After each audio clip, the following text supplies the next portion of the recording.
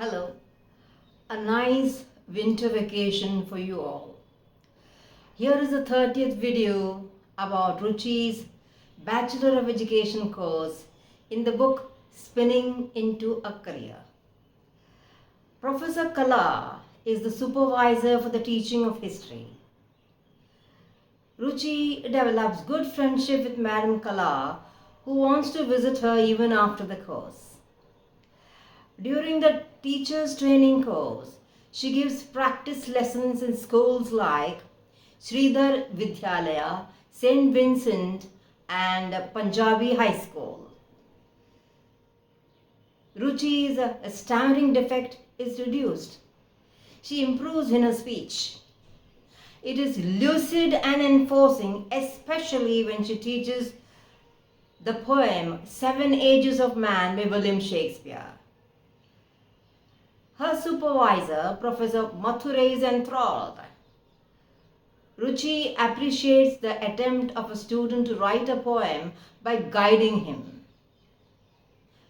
Mr. Mathure proposes that Ruchi should teach English literature to BA students in the same college.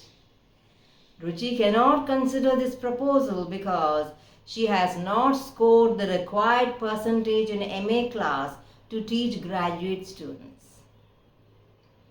Ruchi's best friend is Mrs. Sheila Joshi. She suggests that Ruchi should go abroad and teach students. She will earn well, and it will put an end to her middle class standard of living. With this aim in view, Ruchi makes a passport for herself with the help of Jacob, her Jewish friend. Spinsters are banned from going abroad. Visa is not provided for them. Ruchi is rejected and she is resolved to move ahead with life. Mrs. Sheila Joshi's husband is in the Merchant Navy. He visits his family once in 6 months.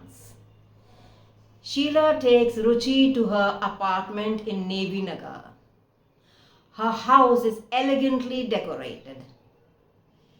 She has hanging potted indoor plants and creepers. She manages the house alone with the children who are studying. Mrs. Blossom is Ruchi's Anglo-Indian friend. She has a lunch with her. Ruchi eats well, but is thin. Mrs. Blossom suggests that Ruchi should visit the doctor and get herself checked, which she does. The doctor prescribes medicines to improve her health.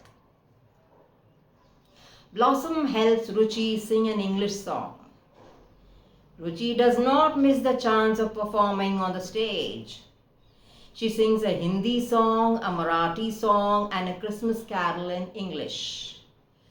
Her stage fright starts diminishing. Ruchi spends some evenings in her classmate's house in Bimpoli to practice a classical song for a dance. The man who is a lecturer happens to be Ruchi's classmate. Ruchi shares her lunch with him. He tells her about Karnataka, the place of his birth. He praises Ruchi for her thin and shapely hip and resents that his wife's hip looks like a barrel. Ruchi tells him, "It is you who have transformed her waist into a barrel. She had a good figure when she married you." The man laughs. Ruchi says, "Your wife is excellent. She cooks delicious food for you." Ruchi does not like men who do not value their wives. Ruchi has an internship in Omkar Vidyalaya for a month. She visits other schools for observation of lessons. She submits reports of teaching done in classes in schools. Her family friend, Mr. Mitra, requests her to make some idlis for him. Ruchi grinds the soaked dal and rice on a stone mortar and prepares soft idlis for him. A few days later, Mr. Mitra passes away. Ruchi goes to pay homage to him. Ruchi cannot rely on homeopathic medicines because the reliable practitioner is no more. She takes drugs like salbutamol and Deriphyllin to control her wheezing. One sad thing that happens during the Bachelor of Education exam is that she loses 28 marks because of wrong instructions given on questionnaire. She is afraid complaining about it to the principal, Mr. Pandube, a rugged and stern fellow. He is vindictive towards certain students.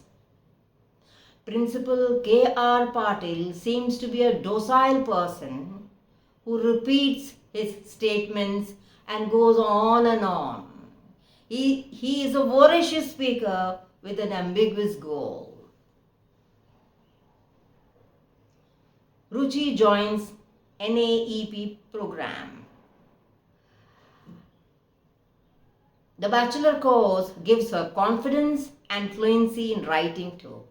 Thank you for listening. We shall see how Ruchi takes on a career in the next video. Till then, goodbye.